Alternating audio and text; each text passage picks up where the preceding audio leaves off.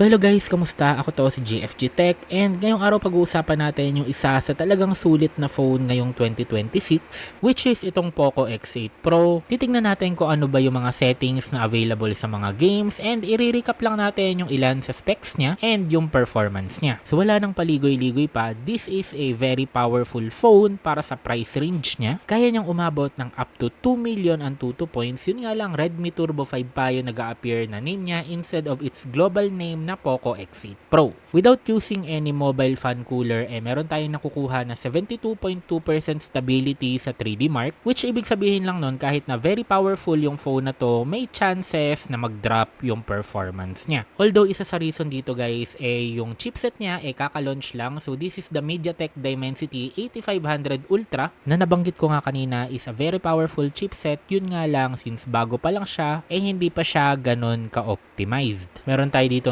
12GB na RAM, up to 3.4 GHz na clock speed, naka Android 16 na din siya, and HyperOS 3. Pagdating naman sa battery capacity, meron siyang 6500 mAh na capable up to 100 watts na wired charging. For gamers nga lang, sad to say na wala pa rin siyang bypass charging. Meron tayo dito guys na 6.59 inches 120Hz refresh rate na AMOLED display, and para sa mga competitive gamers dyan, meron siyang 480Hz na touch sampling rate and 2560Hz naman na instant touch sampling rate. Kung mahilig ka naman maglaro outdoors, meron siyang 2000 nits na brightness and 3500 nits na peak brightness. Ang ibig sabihin lang nito, kahit tirik pa yung araw, nakikita nyo yung screen niya. Pero dahil nga tirik yung araw, mas prone siya ngayon sa overheating. Ngayon na natapos na tayo sa konting recap ng mahalagang specs, punta na tayo ngayon sa mga settings na available and performance niya sa mga games. Unahin natin ngayon sa Mobile Legends. Syempre alam ko sobrang gaan na ng game na to para sa panahon ngayon, pero may mga phones pa rin na syempre lalo na pag bagong launch hindi complete yung settings. And good news kung isa to sa plano nyong laruin pag bumili kayo ng Poco X8 Pro,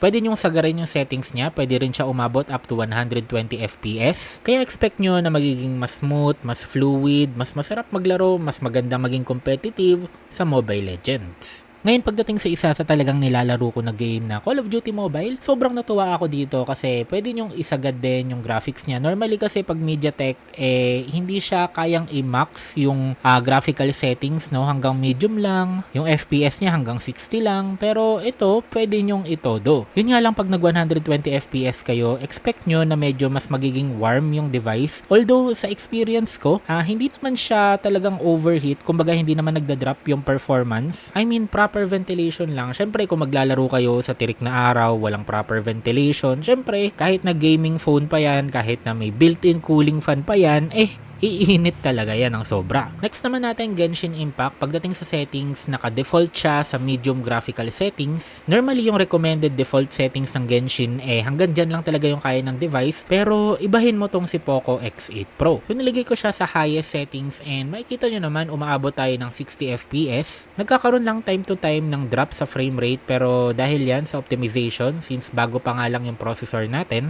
and itong part ng Inazuma, dito ko laging tinetest yung combat kasi dito madaming nangyayari, no? So may kalaban ka na, naglalabas ka pa ng skills, tapos umuulan pa, kumikidlat. So dito ko usually part na tinetest yung Genshin Impact kasi kung nakakaya niya lahat yon, ibig sabihin most part ng game siguradong kakayanin din niya. Ang pinakamababa kong nakita na frame rate is around 40 to 42 FPS, pero hindi naman siya talagang literal na game breaking. Kumbaga tolerable naman, pero kung gusto mo maging mas smooth, pwede mo namang ibaba yung settings. And kung sa open world combat nga nakaya niya, syempre pagdating sa mga domain, mas magiging smooth yung gameplay natin. Ngayon punta na tayo dito sa WUWA or Withering Waves. So pagdating dito sa settings, katulad ng Genshin kanina, tinry ko din isagad yung kanyang settings para makita natin kung kakayanin niya. And pagdating sa frame rate, umaabot tayo around 40 to 60 FPS. Hindi siya ganun ka-stable compared dun sa Genshin Impact. Dito talagang mas nakikita, mas nararamdaman nyo na nagkakaroon ng drop yung performance niya. Pero something to take note of lang, naka-try na rin ako ng mga flagship phones and mga talagang dedicated gaming phones na ganun din dito sa WUWA. Para sa akin yung game na to, hindi siya kasing optimized ng Genshin Impact. Tapos dagdag nyo pa dito, MediaTek nga yung processor natin ngayon. Kaya kung gusto nyo na maging mas smooth yung gameplay nyo dito sa Withering Waves,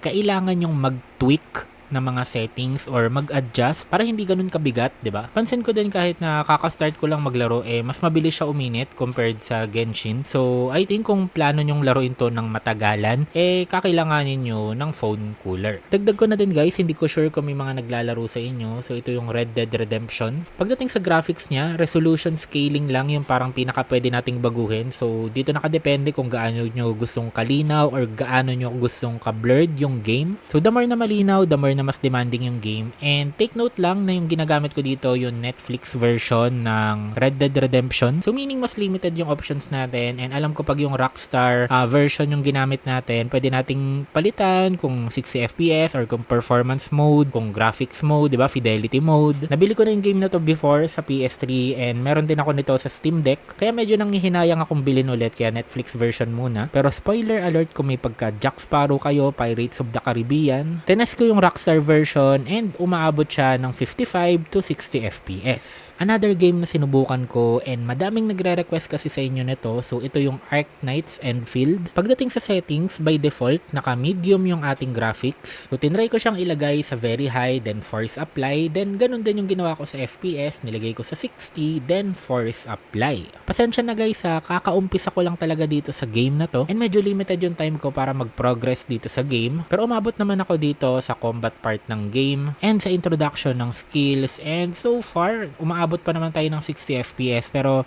syempre, nasa umpisang part pa lang to ng game. So, very limited pa lang yung nangyayari. So, comment nyo guys kung madami ba sa inyo na gustong ituloy ko yung game na to para pag na-progress natin yung story, di ba? Mas matest din natin yung performance niya. Medyo naumay lang kasi ako sa gacha and sa mga open world games para sa mobile.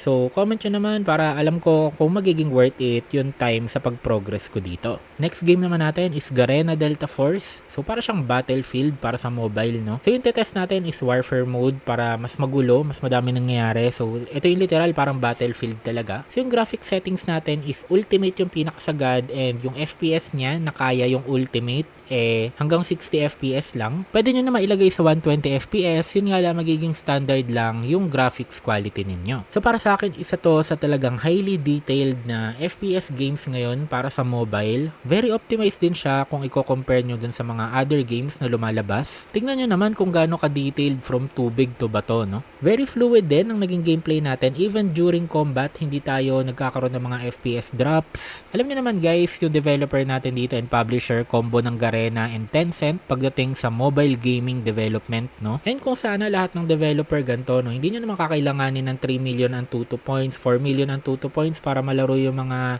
games ngayon kasi powerful na talaga yung mga chipsets, kulang na lang sa optimization. Agree ba kayo dito guys? Comment your thoughts down below. So yun guys, yung gaming review natin para dito sa Poco X8 Pro and talagang napakasulit niya. Minsan maaabutan nyo pa to lalo pag naka-sale ng around 15,000 lang and sobrang steal na price yun pag nakita ninyo. So yun lang guys, don't forget to like, comment, and subscribe. See you again in the next video.